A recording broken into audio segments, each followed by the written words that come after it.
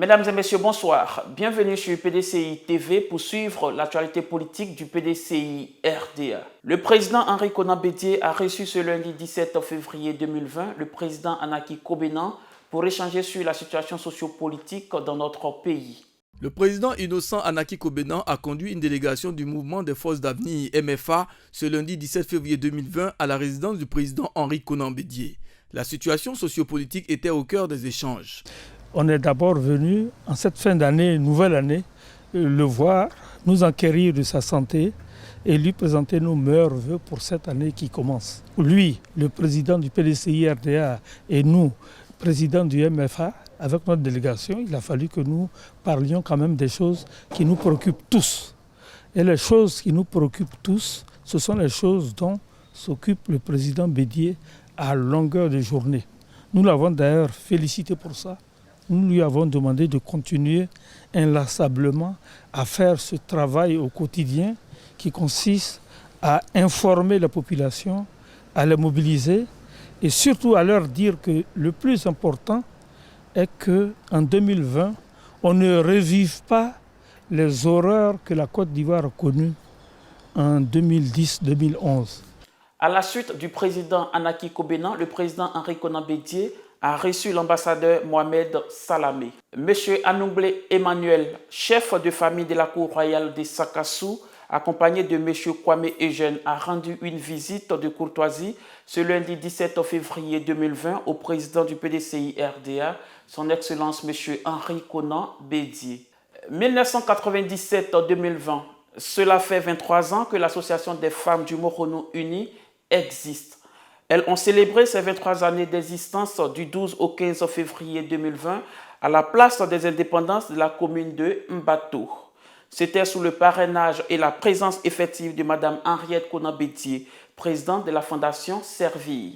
La région du Moronou a célébré le samedi 15 février 2020 le 23e anniversaire de l'Association des femmes du Moronou Uni, en abrégé FMU. Créée depuis 1997, cette association est une initiative de Mme Aka Véronique, présidente du comité interparlementaire UEMOA. Articulée autour du thème « La femme au cœur des enjeux de la cohésion sociale et de l'assainissement de l'environnement politique », le 23e anniversaire des femmes du Moronou Uni s'est déroulé dans la ville de Mbato, à la place des Indépendances. La cérémonie a vu la présence effective de Mme Henriette Konan Bédié, présidente de l'ONG Servir, par ailleurs marraine de ces festivités. On notait également la participation des autorités administratives, des élus et cadres de la région et des chefs traditionnels.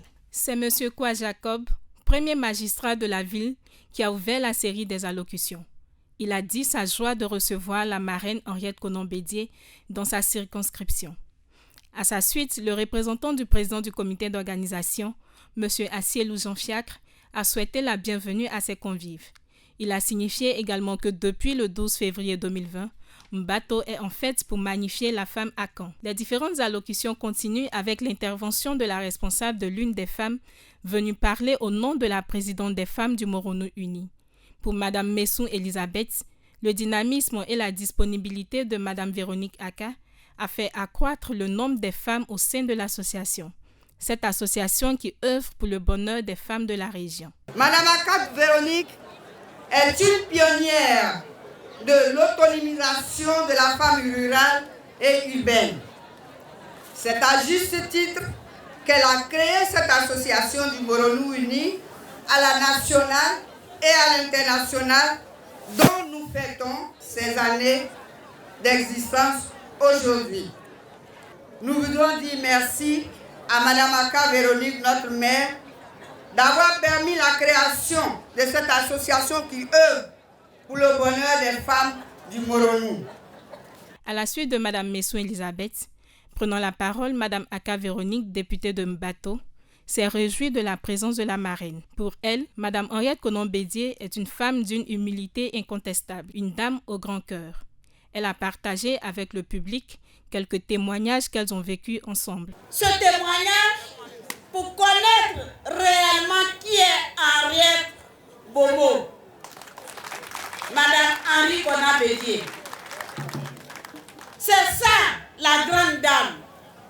Je voulais vous dire que Madame Henriette Konan Bédié est une mère pour moi. Et si c'est une mère pour moi, c'est une mère pour le Moronou.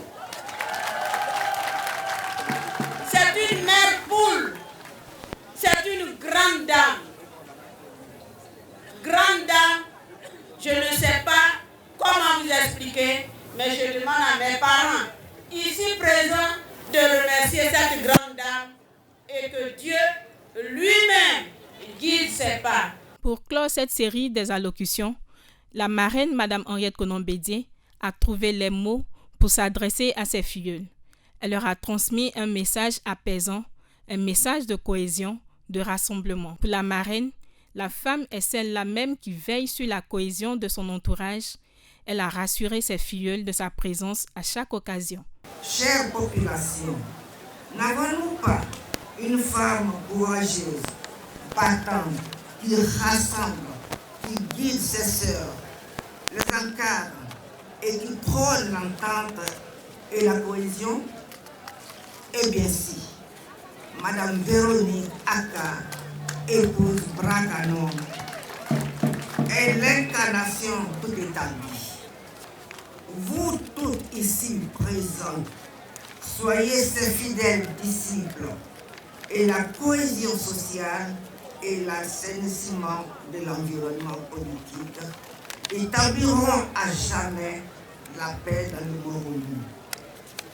Madame la présidente de l'Association des femmes du Moronou Unies, je ressens un véritable bonheur de partager avec vous la joie qui anime tous les membres de votre association pour les résultats obtenus.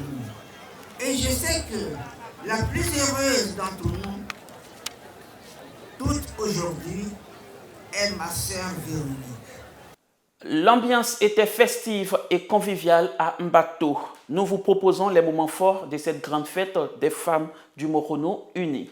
Les femmes du Moronou Uni ont été honorées le samedi 15 février 2020 par la présence de leur marraine, Madame Henriette Konan-Bédié, présidente de la Fondation Serville, à l'occasion de la célébration du 23e anniversaire de leur association. C'est à 12h10 que Madame Henriette Konan-Bédié a fait son entrée sur la place de l'indépendance de Mbato, accueillie avec ferveur par les populations. Elle était accompagnée de l'honorable Aka Véronique, présidente du CIP UMOA et des cadres de la commune de Mbato.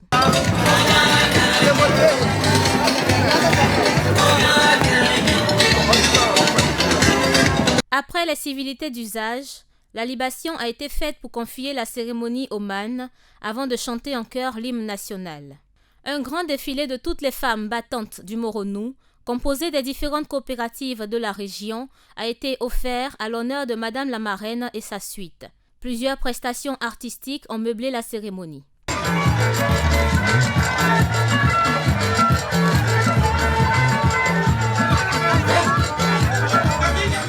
Madame Aka Véronique, présidente du comité interparlementaire de l'UMOA, fondatrice de l'Association des femmes du Moronou Uni, FMU, a situé le rôle combien important de ces femmes planteurs de café-cacao, commerçantes, entrepreneurs, dans le développement socio-économique de la région du Moronou. C'est pour reconnaître leurs mérites et pour qu'elles servent d'exemple aux générations à venir que Madame Aka Véronique a procédé à la distinction d'une trentaine d'entre elles. Et monsieur le préfet, monsieur le maire, les quatre qui sont là, de m'aider à féliciter ces dames, à les encourager et à les décorer pour que les autres emboîtent leur pas.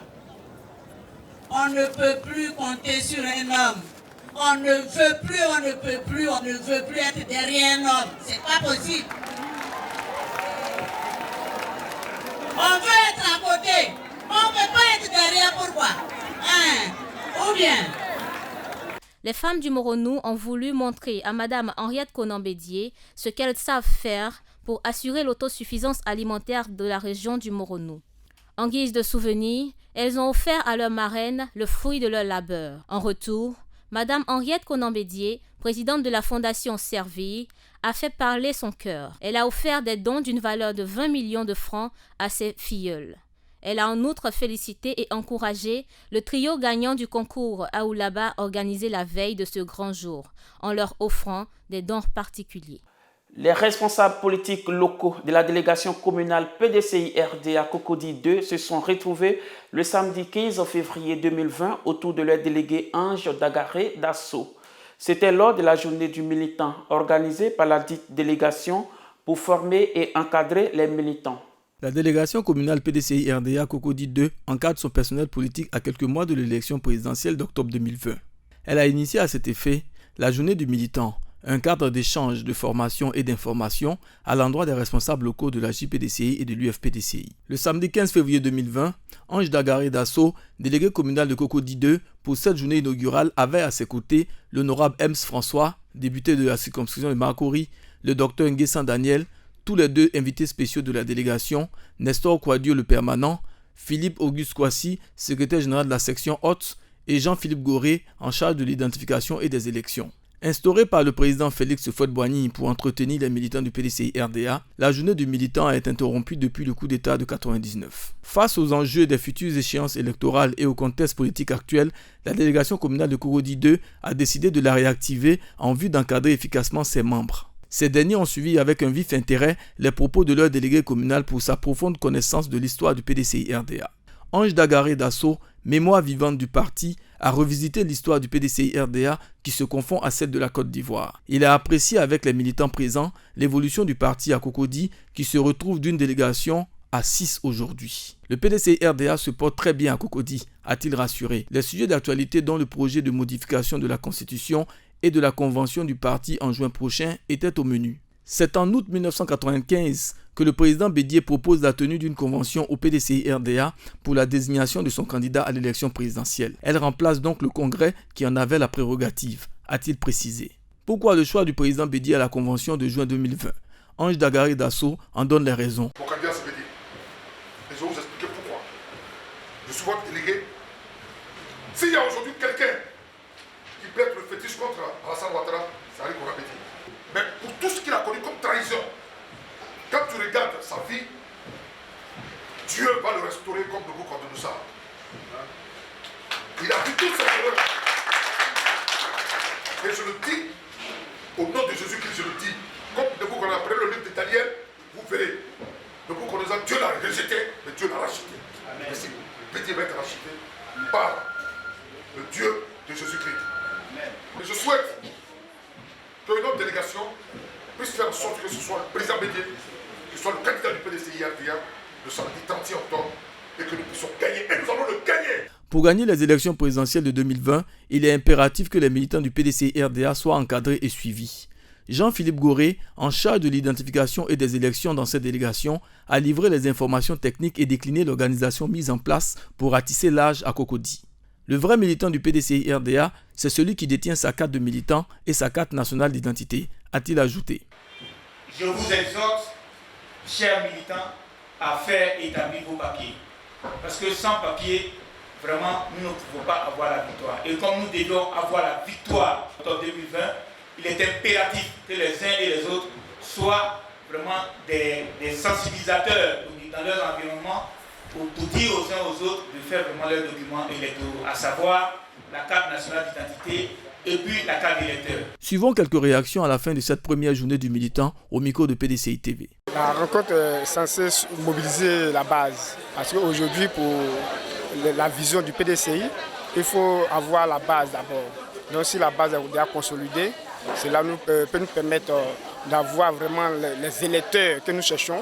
Parce que pour avoir la victoire, il faut avoir les électeurs. Donc ce sont ces électeurs que nous cherchons.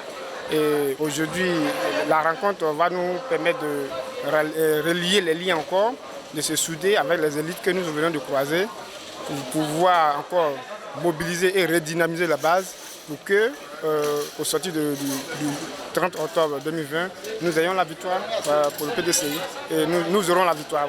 Nous avons organisé la journée du militant, qui est une tradition du PDCI, que le sommet puisse rencontrer la base. Nous sommes les préfets du président Bédié à la base. Et il était important que nous organisons cette journée du militant pour que nous puissions donner les informations l'actualité nationale, l'actualité internationale et l'actualité sur le parti et les objectifs du parti, les objectifs à moyen, immédiat, à moyen et long terme dans le parti. Nous avons la convention, nous avons la présidentielle de 2020 que nous sommes en train de préparer activement. Il était bon que nous puissions inviter des sachants tels que le député PDCI de Makori, M. M. François, que nous remercions, notre délégué aux élections et à l'identification, Jean-Philippe Goré, pour qu'il donne les informations sur tout ce qui concerne les élections, sur l'identification. Avec le permanent Yao Nestor, nous avons invité l'inspecteur du parti, qui est un ancien délégué de Cocody, pour que lui aussi donne ses impressions. Des anciens délégués de Cocody, pour qu'ils puissent parler du parti, comment le parti a évolué sur Cocody et que nous puissions créer l'esprit de famille pour aller au combat. Parce que 2020, nous l'avons espéré depuis 21 ans. 2020 est arrivé, il ne faut pas que nous baissions les bras. Et c'est par les échanges en motivant les militants que demain, nous pourrons avoir un parti politique victorieux qui est à la reconquête du pouvoir. Et cette reconquête du pouvoir nous est déjà acquise si les militants sont engagés, déterminés. Et autour du président Bédié pour cette convention. Lancement de l'opération nationale d'enrôlement pour l'établissement des cartes nationales d'identité ce lundi 15 février 2020 à l'hôtel du district d'Abidjan Plateau en présence du ministre de l'Intérieur Sidi Diakité. Le ministre de l'Intérieur Sidiki Diakité a procédé ce lundi 17 février 2020 au lancement officiel de l'opération nationale de l'enrôlement pour l'établissement des cartes nationales d'identité. Cette cérémonie qui s'est tenue à l'hôtel du district d'Abidjan Plateau a vu la présence des autorités politiques, administratives et coutumières de notre pays. Écoutons les précisions du directeur général de l'Office national de l'état civil et de l'identification, ONESI, M. Kafana Nyenen Sitioni, au micro de PDCI TV. En ce qui concerne les étapes, il y a principalement deux processus. Nous avons les Ivoiriens qui n'ont pas encore de carte nationale d'identité. Alors pour cela, il s'agira d'acheter son timbre en ligne sur www.rnpp.ci, d'imprimer ce timbre, de se rendre au centre d'enrôlement le plus proche. Je voudrais préciser que la liste des centres d'enrôlement sera publiée sur le site de l'ONESI, donc www.onesi.ci, pour consulter la liste des centres d'enrôlement. Et une fois arrivés dans ces centres d'enrôlement, ils devront se munir, pour la nouvelle demande, je précise, avec un certificat de nationalité et un extrait de naissance. Pour nouvelle demande, certificat de nationalité, extrait de naissance et le timbre acheté en ligne sur www.rnpp.ci. En ce qui concerne les renouvellements, alors ils devront se diriger vers le centre d'enrôlement le plus proche avec la carte nationale d'identité, leur ancienne carte nationale d'identité. Et également le timbre acheté en ligne sur www.rnpp.ci. Et ce sera suffisant pour procéder au renouvellement de la carte d'identité. Nous avons démarré la phase pilote depuis le 23 décembre sur à peu près 43 centres d'enrôlement. Nous avons pu déceler certains petits défis techniques qui ont été corrigés. Donc aujourd'hui, nous pensons que nous sommes prêts à lancer l'opération nationale. Cette opération concerne 11 millions d'Ivoiriens. Crise post-électorale. L'Église catholique n'en veut plus en Côte d'Ivoire. Elle a procédé le samedi 15 février 2020 à l'organisation d'une messe d'envergure à la cathédrale Saint-Paul d'Abidjan Plateau pour la cause de la paix. Des dizaines de milliers de chrétiens catholiques ont pris d'assaut le samedi 15 février 2020 la cathédrale Saint-Paul du Plateau pour implorer le Seigneur pour la paix en Côte d'Ivoire. Ce grand rassemblement avec pour slogan « Allons à la paix » a été initié par les jeunes et les femmes du diocèse d'Abidjan. Ces jeunes et femmes ont prié pour la paix et ont imploré le Seigneur pour qu'il touche le cœur de tous ceux qui attisent les conflits.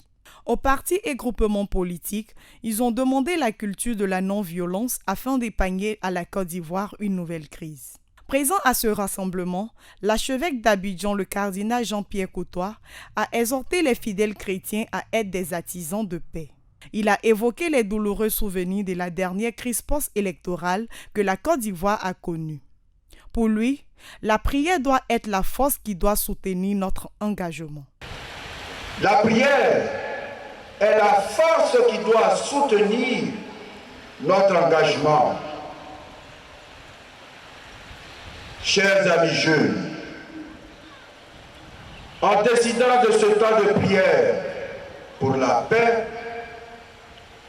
vous vous engagez ainsi sur une voie noble, et je vous en félicite. Désormais, vous avez une très grande responsabilité dans la marche de notre pays. Si la prière est la force qui doit soutenir tout engagement à la paix, elle ne vous dédouane pas d'agir. Le cardinal Jean-Pierre Cautois a exhorté les jeunes à construire l'amitié sociale, car l'immunité détruit le tissu social. Je propose aux jeunes d'aller au-delà des groupes d'amis et de construire l'amitié sociale.